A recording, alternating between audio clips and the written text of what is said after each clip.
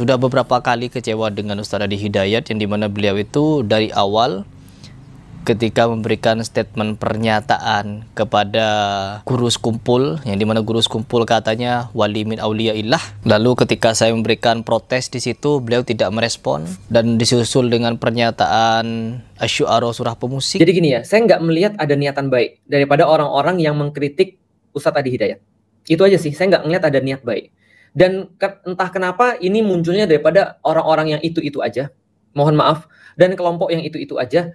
Dan juga mereka nggak ada niatan baik untuk mencari kebaikan. Ini atau saya kemudian mendapatkan satu video, di-share satu video dari Ustadz Adi Hidayat, yang dimana beliau ini memberikan klarifikasi atas viralnya video beliau yang di Muhammadiyah Riau itu ya, yang dimana beliau sepanggung dengan orang-orang Nasrani kalau tidak salah, dan di situ beliau memberikan pernyataan sambung ayat. Kalau kita mau menyatakan bahwa Ustadz Adi Hidayat sambung ayat dengan orang kafir, jelas di situ Ustadz Adi Hidayat sambung ayat dengan mereka dari Yohanes pasal 3 ayat ke-16 itu dengan surah Maryam ayat ke-30.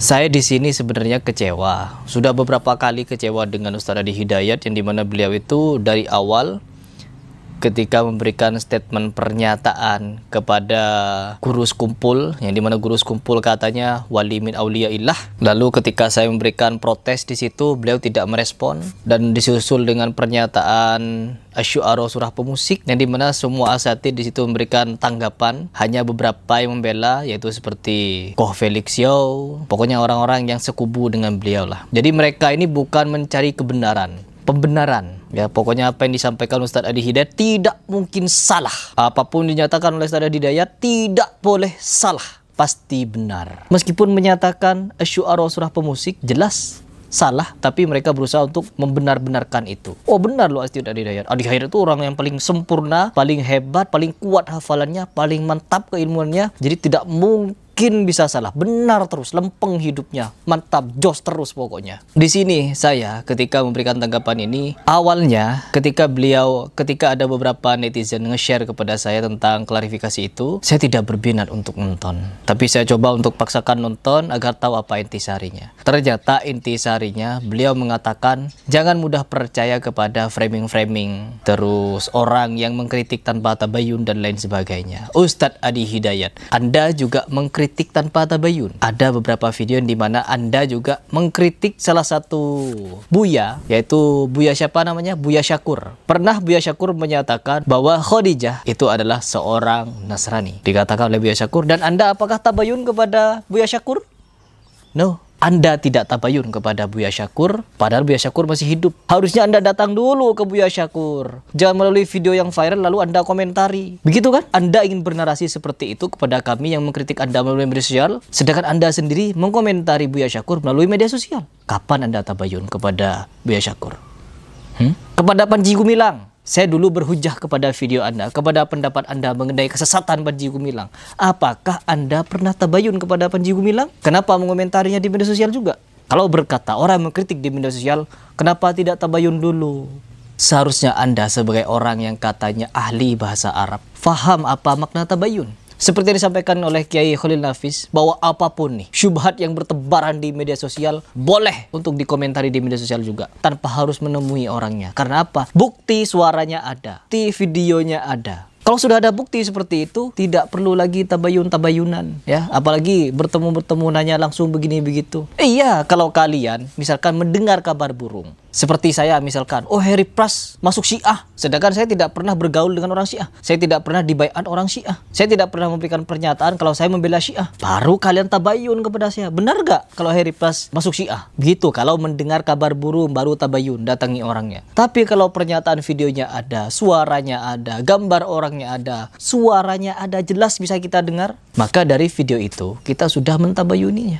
Apalagi jelas di situ. Oh mirip kan? Mirip. Aduh, Yohanes 3 ayat ke-16 dimirip-miripkan dengan Maryam ayat ke-30. Sedangkan mau diterjemahkan dari maknawinya tidak ada mirip-miripnya. Mau diterjemahkan sampai jungkir balik gak ada mirip-miripnya. Malah itu menentang Yohanes 3 ayat ke-16 itu. Baca coba Ustadz sampai ke ayat ke-35 yang dimana tidak patutlah Allah dituduh miliki anak.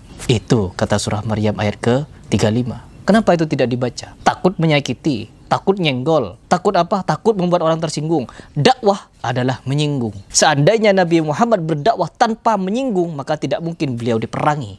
Itu makna dakwah. Kalau berdakwah, yuk kita sholat tepat waktu, yuk kita pakai hijab, yuk kita bersedekah, yuk kita beramal ma'ruf. Boleh, enak itu, lempeng. Nggak bakal ada singgung-singgungan. Tapi ketika kita membahas tauhid, membahas akidah, apalagi bersinggungan dengan orang di luar Islam, maka harus kuat mental memang. Tapi enggak, bagi ustadz kita yang sangat luar biasa ini, yang tidak pernah salah, anti kritik. Siapa Anda aku anti kritik? Nabi Muhammad SAW saja dikritik, keempat imam mazhab saja ada yang saling kritik, ada yang bantah-bantahan. Bahkan orang yang sekarang, baru lahir sekarang, sok mengkritik Ibnu Taimiyah, sok juga mengkritik Syekh bin Baz dan lain sebagainya. Selama orang masih hidup, bahkan sampai mati pun, sudah mati pun, masih dikritik. Lalu siapa Anda tidak mau dikritik? Saya dulu kagum sama Anda, Ustaz. Sampai-sampai saya itu minta fatwa kepada Anda masalah hukum pertandingan silat. Tetapi pada faktanya bagaimana? Mengecewakan. Jadi, ya Allah. Cuman gini ya, teman-teman sekalian ya. Pertama, itu namanya platform yang sama. Platform yang sama. Yang kedua, intensi atau niat. Ini yang paling saya harus sampai ini, teman sekalian. Jadi gini ya, saya nggak melihat ada niatan baik daripada orang-orang yang mengkritik Ustadz Adi Hidayat. Itu aja sih, saya nggak melihat ada niat baik. Dan entah kenapa ini munculnya daripada orang-orang yang itu-itu aja. Mohon maaf.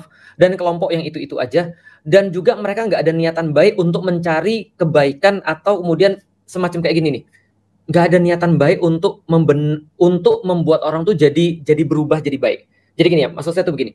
Kalau saya melihat ada orang berbuat sesuatu yang salah, kalau ada memang salah ya, maka saya akan mencari cara terbaik untuk buat dia sadar. Bukan untuk membuat saya seolah-olah terasa hebat dan membuat seolah-olah orang itu jadi kayak bodoh banget. Apalagi etikanya jauh banget.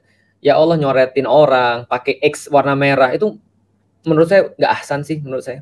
Artinya menurut saya intensinya juga saya nggak dapet sih ada intensi yang baik untuk kemudian menjelaskan itu. Pertama, kamunya yang kemudian platformnya salah. Mungkin juga pengetahuanmu yang nggak sampai di titik itu, gitu kan ya. Artinya mungkin dan kebanyakan berprasangka dan judging dan sangat menuduh. Ustadz Adi Hidayat menyamakan Yesus dengan Isa, seolah-olah dalam narasi itu bahwasanya Ustadz Adi Hidayat itu menyamakan Isa di dalam Al-Quran dengan Yesus yang jadi Tuhan, kira-kira maksudnya begitu. Enggak gitu ceritanya. Orang sama sekali nggak ada itu framingnya luar biasa sih menurut saya. Jadi itu menurut saya sih nggak ada niatan baik sih. Artinya kalau saya ngelihat gini, ya udahlah ya, bagi teman-teman sekarang ya udah, teman-teman sudah saya jelasin. Ada yang mau terima nggak ada masalah. Ada yang mau terima, alhamdulillah. Ada yang mau nggak terima juga nggak ada masalah. Karena tugas saya kan cuma menyampaikan apa yang saya pahami ya. Artinya ketika saya ditanya, bagaimana menurut saya tentang Ustadz Adi Hidayat yang berkata seperti itu, bagi saya luar biasa. Berapa banyak di antara ustadz-ustadz, saya selalu gini nih, saya selalu mikir gini, wah ini Ustadz Adi nih ya, ini kalau kita yang berada dalam kondisi seperti itu ya, lalu kemudian kita dibacain satu ayat misalnya, lalu kemudian kita ditanya misalnya, ada nggak sih di dalam Al-Quran ayat-ayat yang bahas kayak gini, seperti yang mereka selalu katakan lah, bahwasanya Katolik itu adalah agama cinta kasih dan segala macam. Terus kita tanya, maksudmu cinta kasih itu kayak apa nih? Ada nggak sih di dalam Alkitabmu yang kamu pikir ada ayat cinta kasih? Ternyata kalau kita bisa menunjukkan Islam punya sesuatu yang mirip-mirip dengan itu, bahkan lebih baik, itu kan akan menjadi sebuah pemikiran juga ya. Karena bagi orang-orang kayak saya, kita selalu membanding-bandingin dong antara kemudian Islam dengan Kristen. Kenapa saya harus masuk Islam?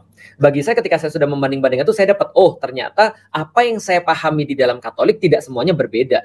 Walaupun tentu saja saya memilih Islam itu bukan hanya karena perbedaan-perbedaan itu, tapi jelas karena konsep tauhidnya. Tapi kita dikasih tahu nih, ini loh maksudnya. Nah, ada berapa banyak ustadz yang bisa hafal Quran dan mengkontekskan dengan apa yang dia coba untuk dakwahkan? Saya pikir nggak banyak sih. Dan kalau saya tuh merasa bersyukur ada orang kayak Ustadz Adi di pihak saya, serius.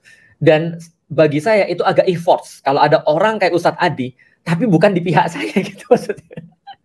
Itu agak sedikit merepotkan sih. Tapi ya dia di pihak saya aja udah merepotkan. Apalagi dia di pihak yang taruhlah ya, Ustadz Adi berdakwah di pihak yang salah. Aduh ya Allah.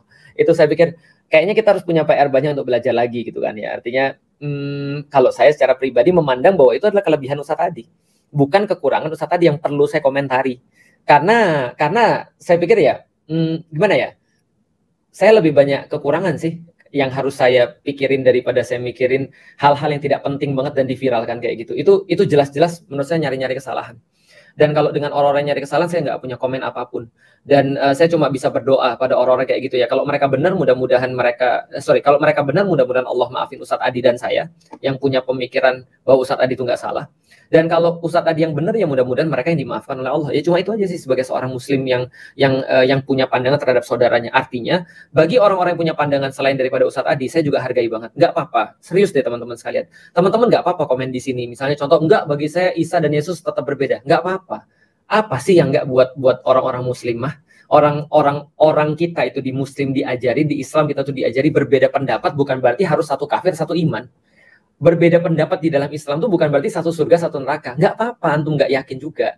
Antum setelah mendengarkan penjelasannya dan tetap antum yakin nggak sama, beda pokoknya beda, ya nggak apa-apa.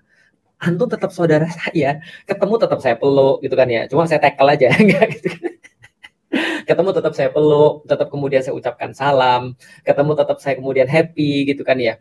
Hanya saja menurut saya jangan sampai keyakinan kita itu kita gunakan untuk menjudging orang lain seolah-olah mereka yang berbeda dengan kita itu salah dan dosa maksiat. Konsekuensinya kita harus nerakain dia. Konsekuensinya kita harus nyesatin dia. Konsekuensinya kita harus menampilkan seolah-olah dia itu maksiat. Bro, nggak serta-merta, sekali lagi ya, kalau orang Muslim itu berbeda, nggak serta-merta satu salah satu benar, nggak serta-merta satu surga satu neraka, nggak serta-merta satu murtad satunya tetap beriman, nggak gitu ceritanya.